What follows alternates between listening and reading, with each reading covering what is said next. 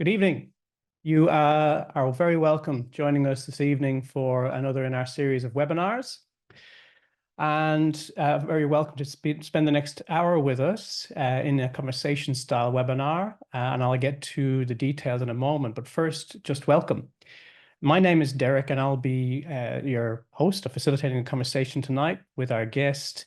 And to begin with, I'd like to acknowledge that while we record from where we are, and you are seeing the live feed, we're here on the lands of the Wurundjeri people of the Kulin Nation. And I'd like to, on behalf of all of us on our team, pay respects to elders past and present, and also to any members of the Aboriginal or Torres Strait Islander communities joining us in this live conversation. So, this webinar, like all of our webinars, is live and interactive. The session will be recorded and available to you and to others who registered after tonight. One of the things that makes it extra interactive is the fact that you can ask questions during the session. And the way you do that, and also the way that you can chat with each other, is by jumping into the part of the platform called Discussion Forum. So you'll find that over on the right-hand side of the screen you're using. And you can jump in there at any point, log a question, and we'll get to those pretty soon, as soon as we can, once we've had a conversation around the topic of tantrums between us. So that's one way you can interact. Also in there, in that discussion forum, you'll see a couple of our team are in there as well to help you with questions or any issues that are coming up for you technically. So Anne and Susan are in there, and you can see them, say hi and talk amongst yourselves while we're talking here. And like I said, this will be recorded, and at the end of the session, there will be an opportunity to offer your feedback as well. And the feedback is a very simple survey. Okay. Now, I just want to acknowledge that this webinar is brought to you, developed by the Parenting Research Centre, which, along with the Centre for Child and Community Health, is one of the key organizations behind Raising Children Network. And then Raising Children Network, which you probably know the name of more commonly, that's the organization that's brought the webinar into your evening this evening. And all this is possible because of funding that we really appreciate from the Department of Families and Fairness and Housing here in Victoria, where I'm sitting tonight. So now when we're having a conversation around child behavior, child development, and issues like tantrums or behavior management, there may be things that come up for you that are a little challenging, or maybe even a little upsetting because you've been dealing with some challenging moments. If you're feeling that you need extra support tonight or after tonight, and because of what we cover, here are some resources you can jump into anytime.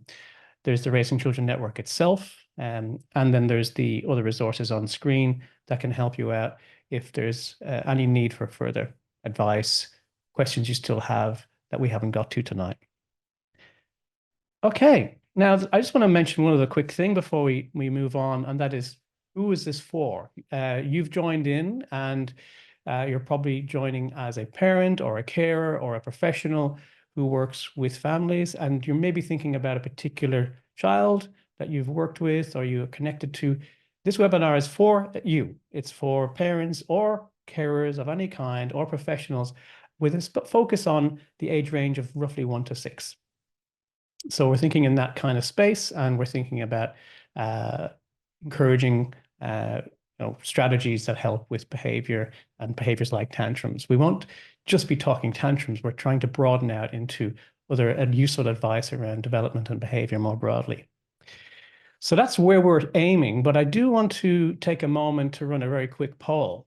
Now, if you can probably see that we have a poll live in here, and what we are asking is for people to share with us, just as we get going, the age of a child that you might be thinking of when you're thinking about this topic of tantrums. You know, what is the age that you'd be thinking of in relation to this topic?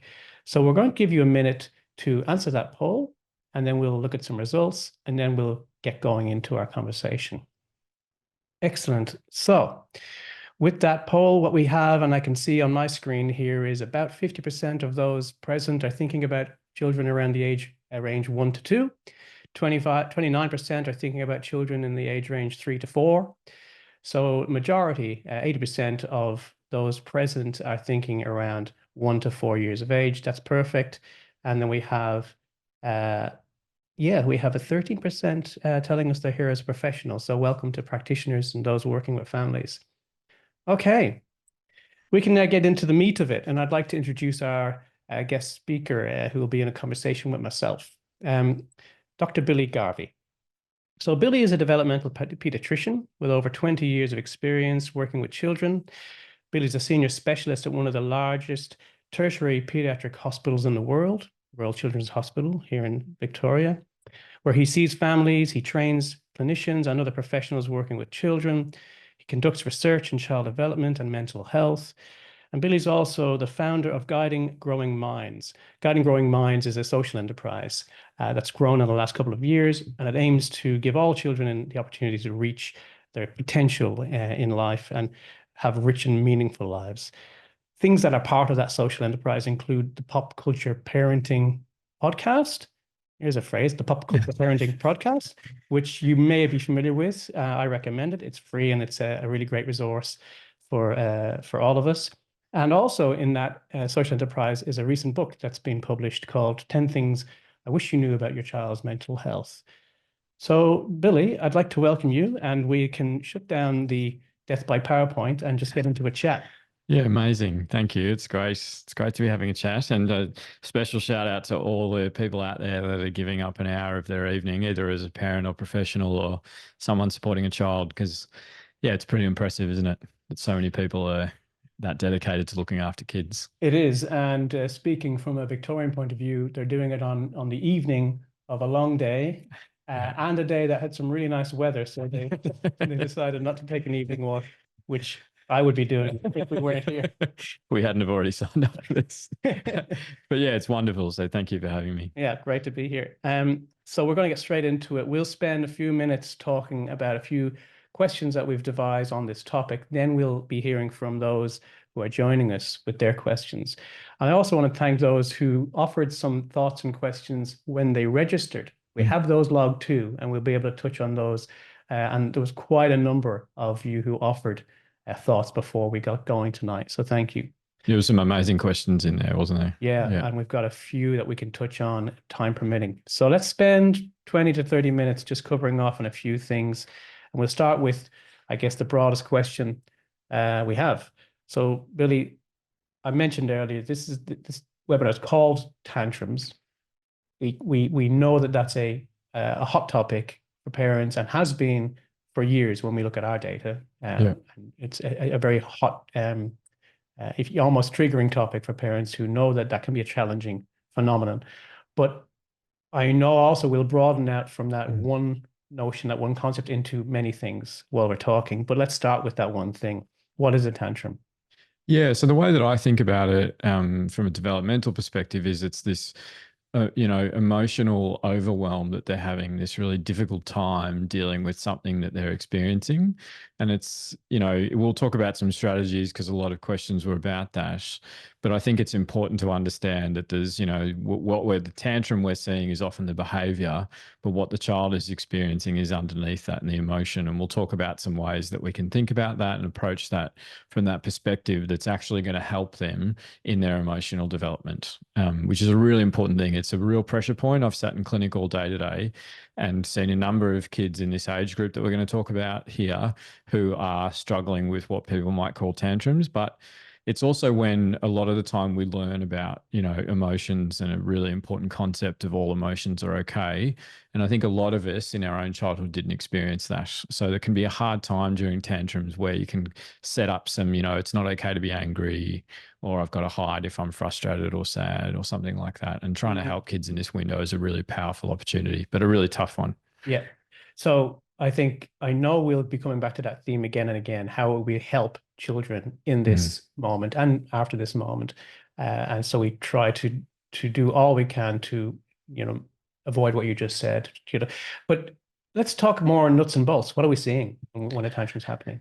Yeah, so the typical kind of experience that we know these kids are having, and I have the joy of being in clinic all day today and then coming home just in time for a tantrum over dinner with my gorgeous 3-year-old.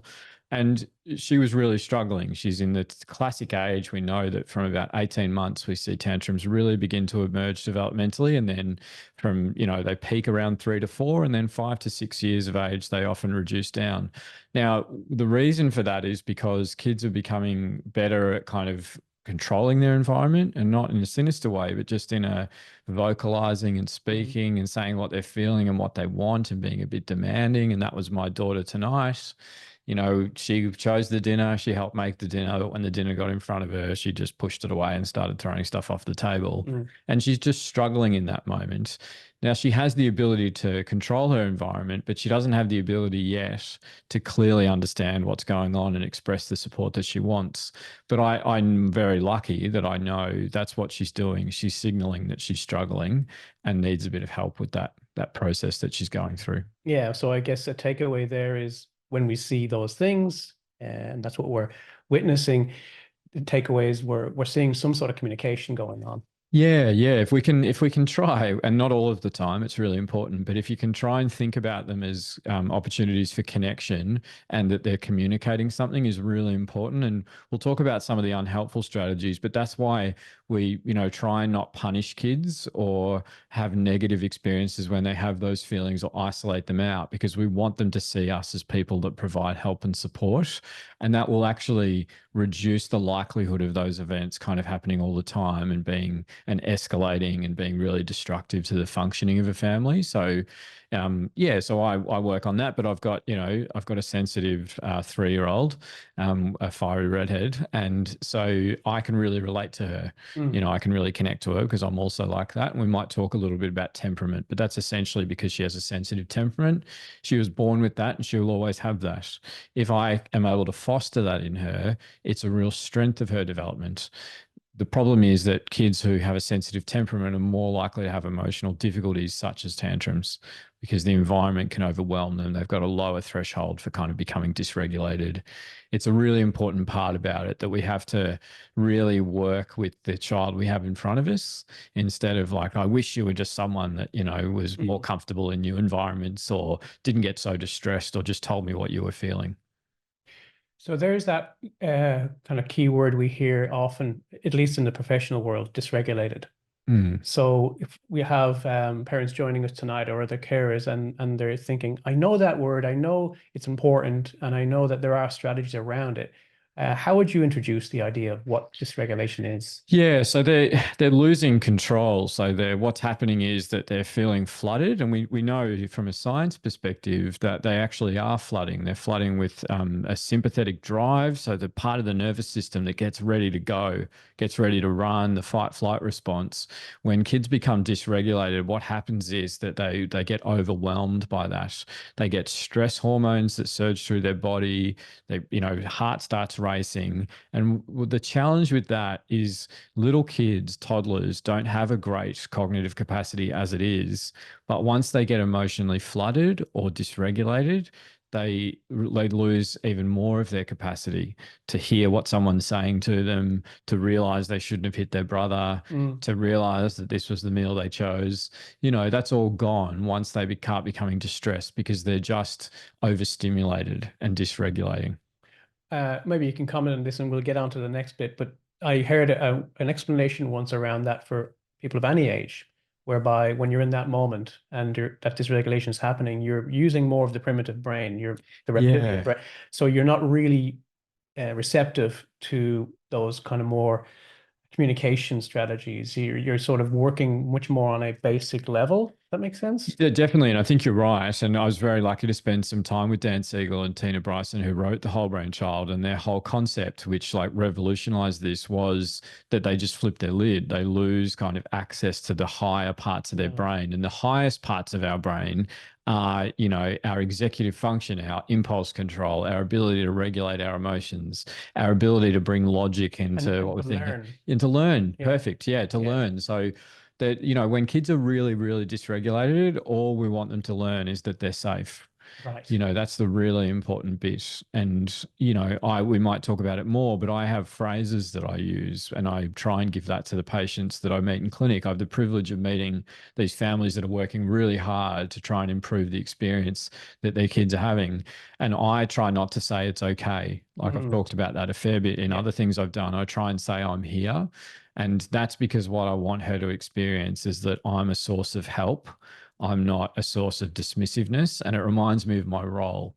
So, Yeah. my role when a child is struggling that I'm caring for, or one that I'm seeing in clinic and I'm supporting the professionals or parents or carers that look after that kid, is that they see they are safe and they see that they have opportunities to connect and for someone to guide them. Okay. Well, let's definitely get back to some of those ideas when we get to strategies. Um, okay.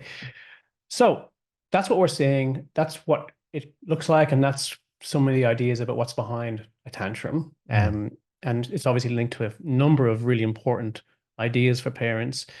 Let's get to strategy. So let's unpack this a bit. So I'll ask you a question.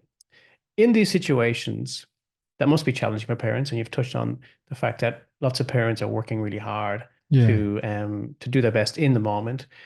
When it's happening and that is in the moment, what can parents do with their child who is having a tantrum? It's not before the moment. We're off and running. And what would you advise our listeners tonight to think about then? Yeah. So, yeah, we'll circle back to like a bigger picture of kind of what's going on and things like that. But in that moment, it's a very important point and where a lot of the effort is. I think there's a few steps to it, and Mm, I can put myself in that position. I think the first thing that we have to do is think about how we're feeling in that moment. And we see a lot of parents and professionals that find this really hard because they're becoming emotionally overwhelmed as well. And, you know, I was fine tonight. Yesterday, I wasn't. I was in the car and I had both of them really upset and, you know, feeling really isolated on my own after a long day. And I couldn't actually co regulate them, which is what we're going to talk about. I couldn't assist them in the way that I should have been able to because I was beyond my capacity. And that happens to a lot of us and it's completely okay. it's okay. Yeah. It's actually more than okay because if we are able to do this perfectly every time, kids then have this false sense of what they're aiming for. Do you know what I mean? I never saw mum upset. I never saw dad get frustrated. And then when they start to experience and understand those feelings themselves, which we will hopefully talk a little bit about how we do that tonight, they will then go, what's wrong with me? I'm getting really stressed. That person really frustrates me. I'm really annoyed at the teacher. Mm, I never experienced this in my early years. I never saw mum or dad get frustrated or overwhelmed. So it's a really important bit that we don't try and do this perfectly all the time for a number of reasons, not just because it's impossible. mm, When we're thinking about, and we had questions, so maybe we'll come to it then, but, you know, what can we do? I don't know if you have any strategies of, you know, when you're noticing that you're getting frustrated, but they're different for everyone. That's the important bit. If someone you've listened to says that, you know, do this breathing exercise and you'll be fine, it doesn't work for you. It's not because something's wrong with you. It's because that's not the method that works for you as an individual. and something that doesn't work for you now might work in a week or in 2 months. Or, it's a bit like breathing exercise is a great example. And meditation, I've tried for years and then didn't Mm. work. But then one time I found it worked. Yeah, So amazing. I think, yeah, between partners who are raising children together, I think there's also that sharing back and forth. What's working for me? What's working for you? And you can find changes over time. Yeah, and we can teach them to our kids, but staying with us first, like you've talked about breathing exercises, meditation, mindfulness. Some people find being really active in the moment. All of those things are trying to help us to connect with what's happening to us in that moment.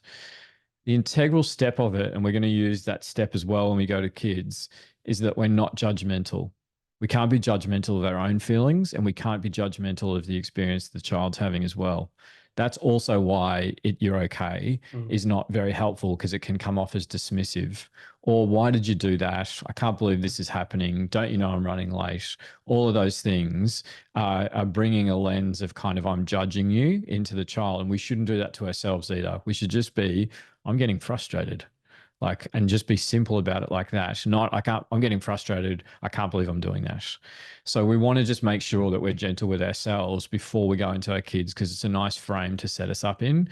Then when we go towards a child, because we're calm, and we're present. And what we've actually done is bring our parasympathetic nervous system back in. And there'll be a lot of the professionals that know this really well that are listening, thinking about, I'm calm, I've taken deep breaths, I've slowed my pace down, Mm. and I'm okay. I can go towards this child now. What we should go towards them thinking is, how can I help? I wonder what's happening. The trick with being curious, which is really important, is that most of that needs to stay with us. Asking a little kid why you're so overwhelmed is very likely to make you feel frustrated because they can't tell you. And you think about, like, a lot of us, like, the thing is, we talk about tantrums from 1 to 6, but a lot of us have tantrums in our adult life. Mm. You know, something that when we look up back, we go, that was a bit ridiculous. I shouldn't have got so worked up. That's essentially what's happening for these little kids. So if we come in curious and one of, how do I support this child? And then try and connect with them. Most of the connection, and if there's one key learning about this, is it has very little talking in it. Mm. You know, when you and I connect, when you got here tonight, a lot of it was us connecting non-verbally. It wasn't what we said to each other. It was just how our body language was. We were open and warm and relaxed. And going into little kids like that really purposefully is really important. Saying, I'm here. I think you're angry. I think you're upset. How can I help? But doing it genuinely, Yeah, yeah. not dismissively. And not thinking I need to ask a string of the right questions because that may lead to more frustration. But really, the curiosity is more in the behavior, right? Yeah, You're being curious in your behavior and connecting rather than I'm going to ask the right questions. Yeah, a lot of people want to know, what do I say? And especially, what do I do to make this stop? And our goal is not especially to make them say sorry or anything like that. Our primary goal in that step is to connect with them. And we know we've connected with them when we see them calm down. You know, it's a really important bit about being responsive as well. So my daughter Evie, tonight, I had to give her a bit of space, because if I get too close to her, like, she was really overwhelmed, running around the house, really upset, really frustrated that she, didn't get to eat what she wanted to. And I had to make sure she knew I was there, but not be too close to her. And that sensitivity and responsiveness is a really important part of tantrums. Watch the child and say, what I'm doing is not working because they're dysregulating more. I've got to change something. And there's some simple steps about, like, open body posture, shoulders relaxed, low, soft tone when we are saying things, trying to be calm, but also make sure our eye level is at theirs or below. It can be really intimidating for little kids when someone's standing over them. So it's a really important thing when I come into them. But this is mental health first aid for kids much older than this as well. It's why you and I, if we wanted to have a conversation about something one of us was struggling with, when you and I have done this, it'd be easy to go for a walk around the park, because I'm not confronting you. I'm not standing in front of you saying, why are you struggling? Why are you so emotionally overwhelmed? Find your way into the same space together. Yeah. Before we move on to more ideas around strategies and what to do after or before tantrums, I'm going to ask you another question, which is a bit more pointy, because we talked about watching yourself and trying to find your way to calmness, and then going towards a child. I know we'll probably have a question in here tonight, which is, what if that's really tricky? What if I have dysregulated myself. I'm really feeling, I'm aware that I'm frustrated, but it seems to be staying the frustration. And I don't know if I can very quickly in the moment go towards the child the way I'm feeling overwhelmed. What would you say in that? Yeah, so that's totally okay. And that's all of us. Like, I'm a so-called expert in this space and I struggled with it yesterday. Yeah. So, I couldn't do it yesterday, and it's okay. And as long as kids are safe, and we try as much as possible to stay with them, and just be with them, and then say, like, this is, and every parent has experienced this, every professional has experienced this, when you just go, I've got to do it. I can't actually co-regulate with you because I'm in a rush. I've got a baby in my hands. I've got 15 other kids in this classroom or in this group that I'm trying to look after. I can't give you the support I need, and that's okay. I will make sure as much as possible you're safe and I'm available and so on. Yeah, but I can't get down to your level, low tone voice, make sure the environment isn't disruptive and worsening the situation too much. And we often talk about that as plan B, whether it's like a really young child who's really distressed and won't stop crying and things like that, and we are holding them and doing everything we can to try and help them calm, or it's a 6-year-old who's trashing a room. It's okay, that's plan B. That's just whatever needs to happen happens. I pick the kid up and take them out of the unsafe environment. I strap them into the car seat. I do whatever I need to do because I have to. Yeah. But we often get better in partnership when we do plan A, which Okay. is we connect, I support you to come back down, and then I guide you. I want to get back to plan A and B because I think they're worth unpacking more than once. So let's do that in a moment. But question for the moment is, let's talk about before the tantrum. What, yeah, we'll put it this way. What can parents and other carers do to make a tantrum less likely? Yeah. So there's all the the obvious stuff of this of sleep is really important. Sleep for us as well, but we're all pretty hopeless at that. But making sure that I give the child the greatest capacity, and the greatest capacity comes from sleep, you know, being fed, but also predictable environments. Mm, That's why this sensitive parenting is not no boundaries and the kid's in charge, because boundaries and consistency and predictability help kids to feel safe. And that's why every parent who's listening to this and every professional will actually be really good at so many elements of this, such as road safety, such as you have to wear a seatbelt. Those are all like hard boundaries that kids mm, just know that has to happen. And so that helps them feel safe because they mm, know every single time we get in a car, the seatbelt goes on. Every single time we walk across the street, I have to hold a hand. And you don't experience pressure in those points because we're so consistent and predictable. mm, So it helps them feel safe. And it's a really important bit about how do we reduce the likelihood when we're kind of erratic, and I'm really erratic, like my life is chaotic and lots of people out there's life is chaotic. It means that the child is more kind of wobbly. Do you know what I mean? Because mm, they go, well, this is different to yesterday. This is different to last week. We're doing this now. And it can make them feel a little bit unstable. But that's okay because then I have to hold the weight of that right. and say, Evie, my daughter is getting a bit more upset than usual. But if I actually take a step back, it's because she didn't sleep well, or I've pushed her too much today, or I haven't fed her well, or something's gone on and changed. And Mm, that's okay. Then it's important to come in and do that.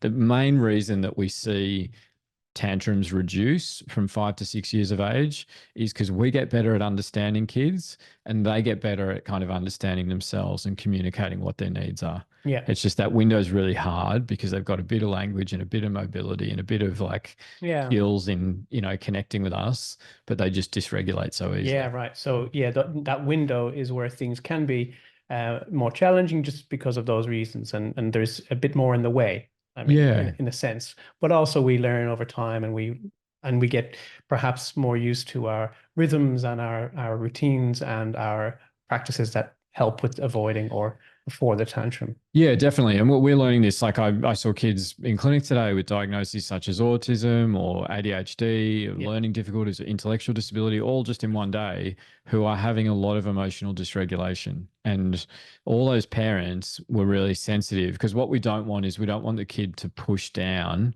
that difficult emotion that they're experiencing because, I don't get the support I need, or I get punished, Mm, or something bad happens whenever I'm angry or frustrated. We just want to help them understand that every single emotion they experience is okay. yeah. And we need to have conversations. This goes back to your prevention point. We need to talk about emotions around kids when we're calm. Do you know what I Mm, mean? Because mm. that's when it goes back to your point. That's when they can That's what learn. they're learning So about. they need Yeah. to learn from a very early age. They need to learn, when they're what happy looks like, what it feels like in picture books, in stories, in other people they meet, in how we are, what anger looks like, what sadness looks like. We're not very good at kind of spending time on the tough ones. Mm, We kind of talk a lot about happy and silly and fun and all those things, but we should also make kids learn, help them learn that all the other emotions are okay as well, and they're all valid and they're all mm. part of life. So there's another point there for before tantrums happen is look out for opportunities in an age appropriate way Yeah. to surface and talk about those tricky emotions, frustration and things not going well, and that's okay, and so on. And you mentioned sensitive parenting earlier on, and I think it's what I really like about talking to you, Billy, over these topics over time is we generally tend to focus less on the labels of parenting style, but more on what helps kids. Yeah, yeah. Yeah. I think it's really helpful. Like, and it's really funny. There's like these two, this is getting a little bit off, but I think it's still really relevant. There's two kind of components that we think about in the evidence of parenting style. It's kind of warmth and demand. And there's the cold, high demand. I'm the law because I said so. And a lot of people think that's how I get the kid to do better with emotional regulation, with listening to me, with homework, whatever it is, with playing with their brother. But warmth always comes first. Warmth always comes first because you connect first. And then you can still have a huge ability to have high expectations of kids that are developmentally appropriate because you go there with them. Mm. And that's like exactly the same for tantrums and kids that are having difficult emotions. I'm here and you and I are going to get back to where you want to be together. Right. I'm going to give you whatever level of support and scaffolding you need to succeed at whatever is overwhelming us at the moment. Yep. And that goes nicely with some of the other advice we hear over the years, which is once you've got there, you can think about how you're being fair but also firm in building structures around what is daily life and how we work together. And so as you said, it's not simply about child's in charge, but having very clear boundaries and understanding those boundaries. Yeah, and a lot of these kids like want a sense of agency. They want a sense of autonomy. They want a sense of that. And you give them a little bit of that, it goes a very long way. Whereas if you just put a wall up and say bad luck, or they might be really emotionally dysregulating and they just need an outlet for like us, we get home and we will snap over something ridiculous. It's because we've just been holding stress all day. Yeah. And that's a lot of, toddlers that are experiencing this. They've just been holding something all day and they finally get to a safe space or safe relationship and they explode.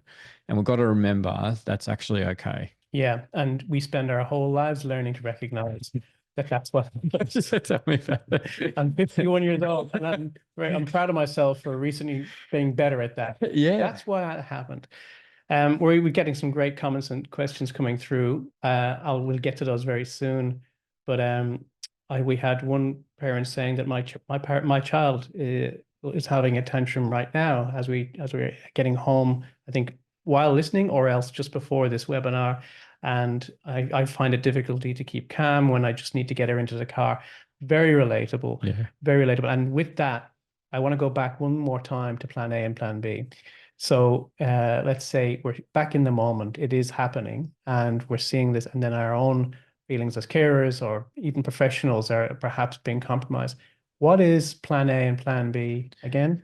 So plan A for me, the first question I ask myself, and I try and guide all the amazing professionals and carers that I meet, is do I have what's needed in this moment to support this child? That's really what it's about. It's Evie, tonight, I asked myself that question and went, yes. I asked myself that question yesterday in the car when both of them were upset and screaming, and the answer was no. So yesterday it was whatever I need to. There's going to be some crying, there's going to be upset, but everyone's going to be okay because I'm still here. Whereas tonight was plan A. I had capacity. And my goal of tonight, it's an important bit. My goal of tonight was not to get her to eat the food. It was for her to experience that I was supporting her. That's what I want her to see. So it's an important bit of like when we're supporting kids or having emotional difficulties, we're not saying, go and say sorry to your brother or eat your dinner because you made it and this is what you chose. What I'm saying is your experience is an emotion that you're struggling with, and I'm here to support you through that. It also doesn't mean it's okay to throw your food or it's okay to hit your brother. There needs to be, after I've connected and after I've brought her back down, if there is something that's a lesson in it, then I can help her with that. But what I want to do is imagine she didn't, but imagine she'd hit her little brother. It's not about don't hit your little brother, or once she's calm, don't hit your little brother, or say sorry to your brother. It's about how do I guide you to succeed with your brother? Yeah. What does it look like? And then I give her however much support is needed for her to do that. And then I immediately specifically praise it and say, that's amazing. You're such a good big sister. Look at how much Charlie's smiling. And that whole window of experience of hers, she's gone from being completely overwhelmed because of all the stress she's holding today and not sleeping and all this stuff to I got support. I did something well, and then I connected. And that doesn't reinforce her getting upset. That just shows her I'm someone that's there to help her. Now, I cannot do that a lot of the time. A Yeah. lot of the time, it's plan B. Plan B. We'll get to plan B in a moment, but just to unpack it one tiny bit further, in that plan A situation, you're saying, I feel like I can do what I would like to do in this moment. And you said, I want to show my child I'm here to do this and do that, but not literally to say those words. It's about behaving in that way and being ready to act in that way. Yeah, because because we talked about the opposite of this, once you've validated their experience and helped them, and very simple language can be used. I think you're angry because this happened. Yeah. How can I help? Once we've helped them come back down, then their cognitive capacity has come back. Their ability to learn is back. Their ability to be guided, their ability to move towards something is back. Yeah. And then we can guide them towards that in the moment. In the moment. But you've just got to have them back and calm first and feeling connected. So yeah, simple language that they connect with, that can work. But meanwhile, in the back of your mind, you might be thinking in more kind of nuanced ways about what I'm trying to do here as a parent. But one of the things, especially the older age group of what we're talking about, is they'll often expect a lot of bright kids because they talk to them a lot. Yes. And say, explain to me why you did that. And a lot of those bright kids after the fact are very articulate and they'll talk about it all. And then parents get upset the next day when it happens again because they go, we spoke about this. Why are you, getting frustrated at your brother? You told me yesterday that you understood you shouldn't do that. And it's just, they're two completely different skills. Yes. And as we said earlier, in the moment, it's a different set. It's a different hand of cards that they're working with. And just for the moment, I'll just say I find that the same is true of teenagers. But let's stay with the age group we're in, and I want to just touch on what is Plan B again. So Plan A is I feel I can do what I would like to do to help my child through this moment. What is Plan B? Yeah, Plan B is keep them safe. Plan B is like you get in the car and you have to go. Plan B is like we're all going as a group and doing this. I can't help you in the moment because I don't have the resources or the capacity or the time. But, I just need to keep you safe. We have Danny online, and Danny says, I think I have a Plan B example. And before the tantrum situation from tonight, brackets and not nights. My 3-year-old boy is playful but very rough with his 1-year-old sister. He follows her around the house closely and often is sort of pushing and shoving intentionally or accidentally. I hang back as much as possible and let them figure it out, but I quickly start to give her space, buddy, with those simple language, give her space, not too close. And he carries on and perhaps not listening. I continue with too close, bud, give her some space, this kind of gentle coaching along until he finally might go too far. And then I step in and that's how I think of Plan B. He's saying, it's beautiful. Safety becomes a priority at that moment. Yeah, it's beautiful because that parent is actually doing quite well in trying to guide the child. But Danny's question at the end is, how do I balance protecting the little one, teaching him to be more careful, and avoiding the meltdown? So it is a balancing act. Which do I prioritize in the moment? Yeah, so there's actually two bits in that. One is what is a realistic expectation of how he plays with his younger sister. And that doesn't happen in difficult moments. You guide them, when you've got capacity and when you've got support and everyone's rested in any moment and in calm. It has to be in calm. You teach him what, really good play is.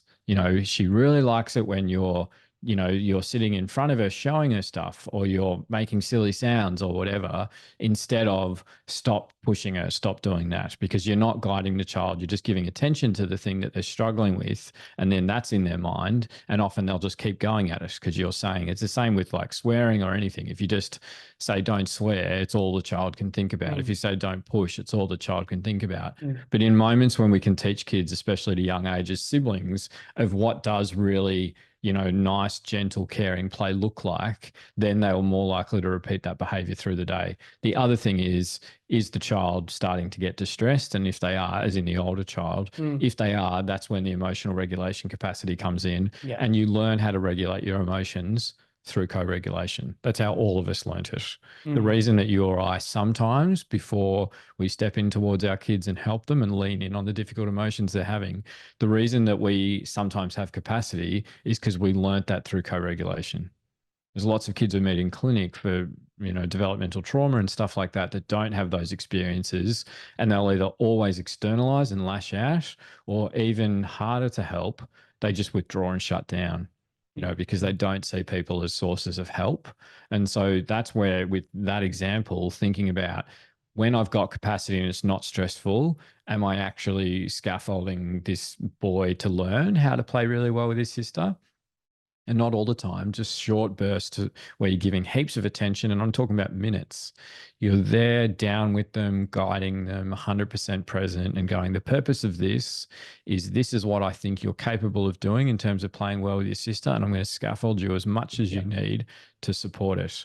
Then you'll find that the last place he gets better at it is when he's getting a bit annoyed, and he's a bit tired and all that stuff. Where those functions are dipping a bit. Yeah. And then we go into plan A. And if necessary, plan B. So thank you, Danny, for that example, because it brought us into a broader space where we're talking about encouraging good behavior, encouraging behaviors, but then being ready for more stressed moments. Yeah, and it's actually a good question to ask. What would I prefer this child be doing? And if that's realistic, guide them towards that. Right. And that for any moment. Yeah. And then we go into the management strategies. Right. So we'll move to our more questions now in just a sec, because I think we're pretty much done with our back and forth. Okay. But before we finish with our back and forth, the last thing I was going to ask you, Billy, is what can parents do after a tantrum or between tantrums, aside from what we've already said in terms of, trying to avoid or prevent them in the future? Anything else parents can do between those times? Going back to developing skills or managing strong emotions. Is there anything else you want to mention there before we go to the other questions? Yeah, I think it's a good question to ask about. Like, so there's two bits in that. Like, a broad thing that we haven't spoken about is, does my child succeed like every day? And the reason that matters is because whether they're in childcare or kinder or looking with family, are they kind of succeeding at interacting with others? And I've met a lot of kids in clinic who get stuck. They're just, they're the naughty one. They're the one that has to get picked up early, or they're the one that's always struggling. And if that's the case, what you want to try and think about is, what are they struggling with? Are they struggling with sharing? Are they struggling with emotional regulation? Are they struggling maybe in their language development? This is what we do in clinic, but parents can think about this stuff. The wait lists are so horrific that this is why, talks like this happen, and a lot of advocacy that I'm lucky to do. Afterwards is a really important time for... Are we talking in the next hours or days? Yeah, we're talking about like just stepping back and going, and I do this with my kids. I step back and go, how are they going? Like, my daughter is bright and sensitive emotionally, but she's probably a little bit behind in her social development. So I need to actually, in a little time that I have with her, I try and give her social development opportunities, because that's what she needs. Other kids will need language development support because they're actually getting frustrated and having tantrums because they can't express what their needs are. And how do I help them with that? After the bit, which we haven't really spoken about, which, we think about as like the cool down, everything's calmed down. What often parents do is have that end of the conversation on the bed, end of the bed conversation, sorry, at the end of the day, and say, hey, Billy, now, mate, you played up a bit today. Like, that really hurt your sister. I think we can do better than that. And Billy can sit there and be like, yeah, okay, yep. It's a completely different thing once he starts becoming overwhelmed. Yes. Because in that moment, he's 100% calm. His sister's not there. He's got one-on-one time with his dad. Yeah. It's this really rich, beautiful time for attachment. It's not time to learn emotional regulation. Yeah. Because they're not in the pool. They're not on the field. Yeah. Do you know what I mean? It's a really important point that it's not a thing to stop doing, but don't have that expectation that because I've spoken to him afterwards, I'm helping him in the moment. Yeah. They're two completely different skills. Does that make sense? It does. It reminds me that there's this skill we try to develop over time, which is to know which moment to try which thing. Yeah. And I remember my own daughter, when she was a toddler, we did have a meltdown. It was in a car, and then it didn't go well at all. But she was safe. I was safe. We got to where we were going. And then I realized, there's going to be a moment, maybe in an hour or two, where I can probably spot it to have a quiet conversation about, how we didn't, we could have done better, or, how, we both, I feel a bit sorry for what I said, and and to have that quieter, more receptive Oh yeah, it's a conversation. beautiful time to like apologize to kids. Like kids learn to say sorry by seeing us say sorry. Do you know what I mean? But we think, no, it's got to be a lesson. Go and tell your brother sorry, Mm. like otherwise you won't get this. But we role model that. Like everything we're doing is role modeling. And it's the beautiful thing and the hard thing of working with kids. Excellent. All right, we've let people wait long enough to hear from those in the call on the webinar. So I'm going to go through quite a healthy list of questions here and jump to ones that I think we haven't really covered yet. We had a great question from Renee. How do you regulate yourself when your child continues to keep triggering you and won't give you space? I think we've sort of touched on that with the plan A versus plan B approach. But this idea of feeling like it's escalating and continuing, is that a plan B situation, Bill? Yeah, definitely. And that was me yesterday, where I actually couldn't get out of the car. I had to keep going. And I just had to I had to give myself permission to not fix it. That was the really important step in that for me, because Yeah, I was really escalating myself before that point, and I actually realized I had to actively make the decision that I can't fix it, and it's going to be a little bit distressful for a bit longer, but my kids know I'm here. right. Okay. We have one here from another parent, and I'll just get through it and see what you pick out of this, Billy. My 3.5-year-old son has a speech delay, and we have only just managed to get speech therapy. He's a sensitive orchid and a redhead, and I'm noticing him seeming only to be able to identify his angry emotion, his huge reactions, not getting what he wants, and someone not understanding him are really tricky to connect with him when he's in those reactions. His preschool have said transitions are really hard. They've implemented strategies around transitions that help based on what we do at home. But I'm concerned about his ability to take on anything new in speech therapy, which of course would mean a lot to this parent now they've just got that therapy. When his tantrums and his big emotions are strong, I understand it will take time and getting used to this routine. But any tips from me and the speech therapist would be welcomed. Yeah, I mean, the speech therapist will be amazing because these guys are so good at this. But just really lowering the language expectation and the kind of what we say and what we expect them to say back, and remembering that, words are only a really small bit of communication. So making sure that we're picking up gestures, body language, and teaching them as well. How do they, especially those kids that what we want kids who have language delay Mm, to realize is that their communication works. And what we want to think about is from a help seeking perspective, a lot of kids will externalize and yell and throw stuff. What we want is them to gently step towards healthier, less destructive ways to signal that they need help. And so the way we think about that is, at first it might be throwing stuff, yelling, screaming, and all those things, but we want to show them and help them learn ways that are easier. My daughter, tonight was shouting and screaming and couldn't give language, was on the floor throwing herself around everywhere. And I had to give her a bit of time where I was still near her for that to run out.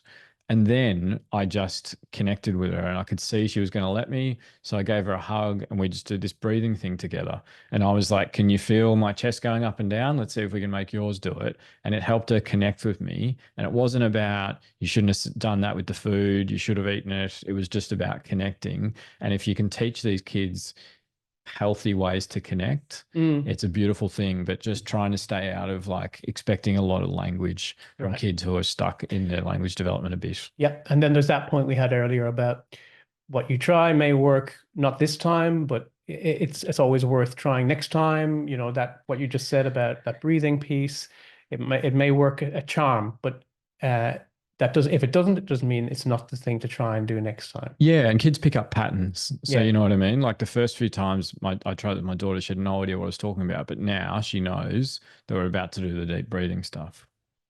Okay, great. Let's see. We had another question here, and thank you, Rena, for this one. Hey, Dr. Billy, I have twin girls about to turn 2, and the tantrums are big, feelings are big, and coming in hot. And the cuteness is too.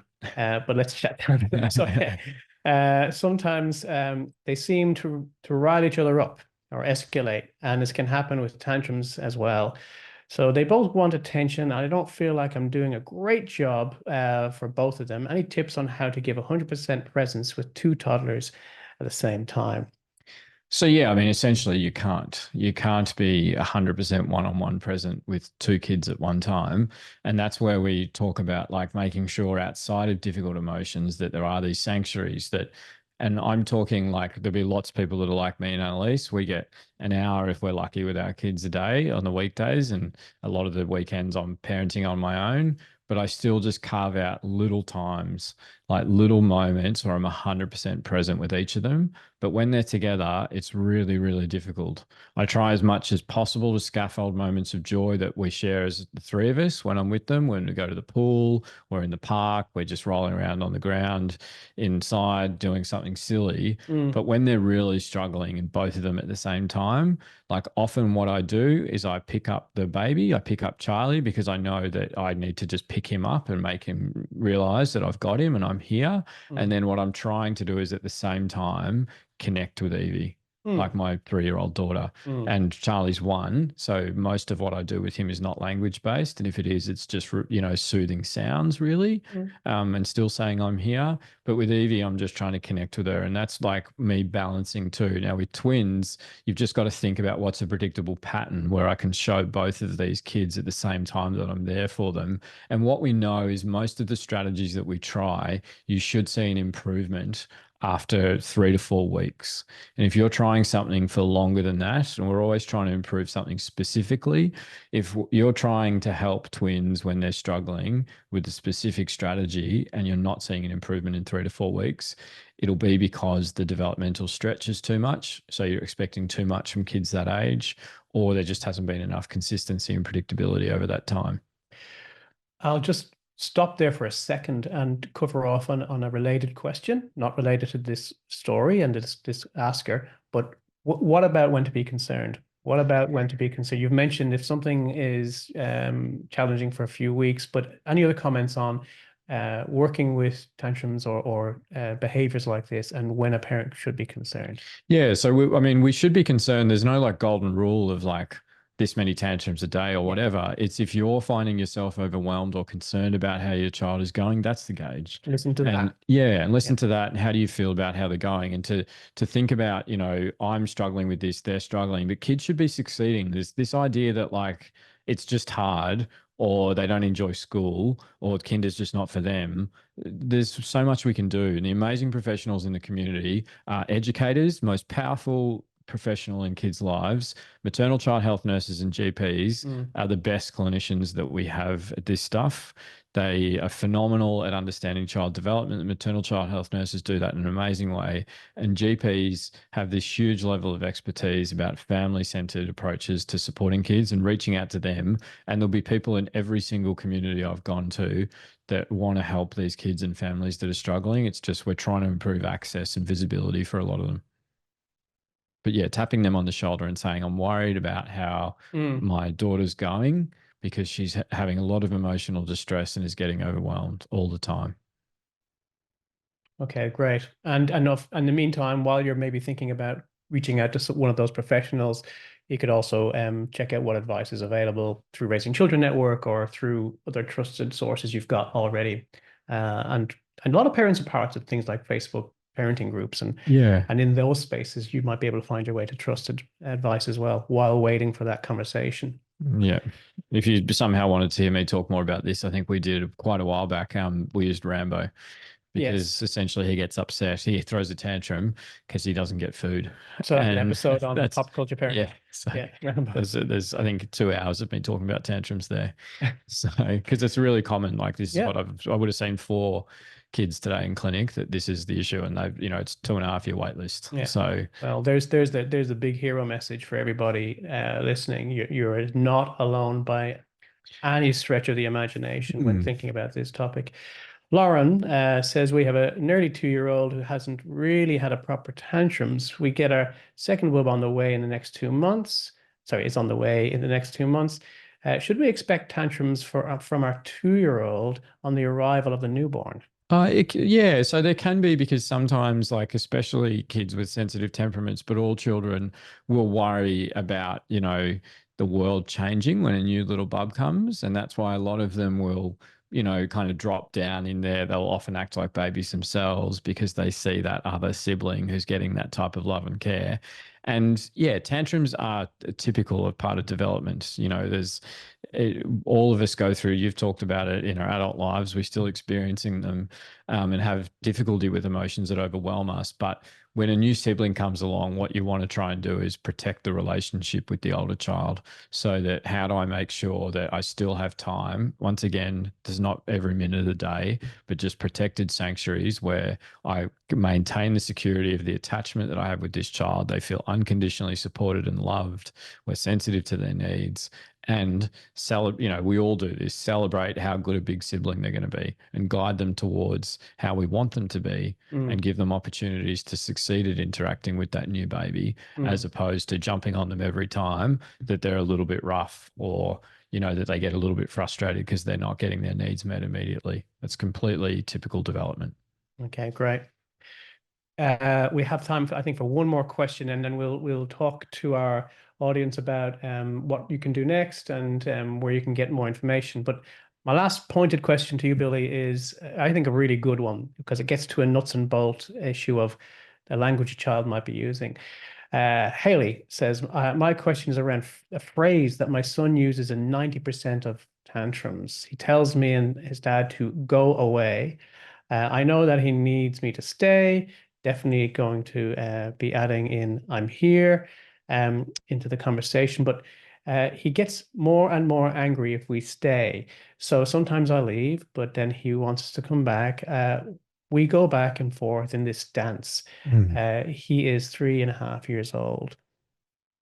Yes, yeah, it's beautiful. And dance, yeah, dance is a beautiful analogy that I've used in another topic, language development, dirty dancing on the podcast, because it is a dance. It is a dance, and what we want to make sure kids learn is that they're active participants in that dance. So when the child says go away, we don't come closer to them. We don't say no bad luck. I'm going to be on top of you. We move back, but we don't leave them. There's a difference between giving them more space and leaving them. And that's what, Evie was doing that tonight. I needed to back off from her, but I still wanted her to know I was there. Yeah, another parent had said, comment earlier, sometimes I'll go far away or even in the next room and let them know I'm right here. Yeah. I'm right here and I'll be back in a moment. This kind of thing. Yeah, it's beautiful. I mean, it's a bit philosophical, but what we want is for them to always feel like they can come to us long after they've left home. Like, that's the most important thing for me. I don't know what it's like for you. Yeah. The most important thing for me is that Evie has an experience, and Charlie does now, of growing up where she can unconditionally come to me for support. And I want her to feel like that when she's in her 20s and 30s, and I have the privilege of being someone that she'll come to. Yeah. I earn that now. I think that's a great place to finish. As a principle, it is a bit philosophical, but I think it's a really important idea. We are all raising children of all ages with that hope in mind that they'll always see us as a place to come in that window or in the huge scheme of things. Yeah, and it's beautiful because you've got all these people that are here trying to learn how. So that's hopeful, isn't it? It is. It's very encouraging, and it's encouraging to have you all join us for a whole hour of your. Is it Tuesday? Tuesday night. Feedback. So we're finishing up now. There is a feedback survey, very quick and simple, that you can let us know your thoughts. If you haven't clicked on that yet, I think it's in the handouts part of your screen. You will get a link to it right at the end. And you'll also get a link to it when we follow up on email. So you will get an email with that link and also with a recording to what's just happened. And that will be available forever to share with friends. And just while we finish up, I'll just remind you that there are resources relating to this topic on Raising Children Network.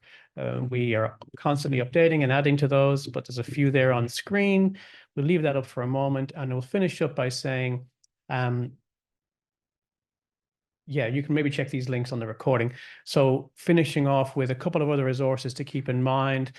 Firstly, the Raising Healthy Minds app. If you're not aware of that, it's another free resource that we've developed as Raising Children Network that focuses on emotions and behaviors in young children and what to do around questions you might have. So that's out there and available to use, and it tailors its information for you and your child.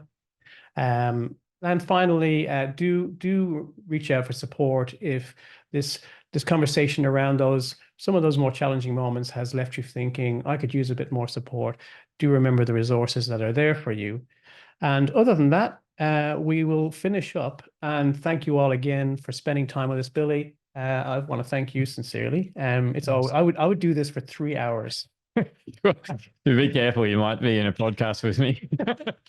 I would do this forever. So really good conversation. Appreciate it so much. Thanks, Derek. And thank you all for joining us again, and take care.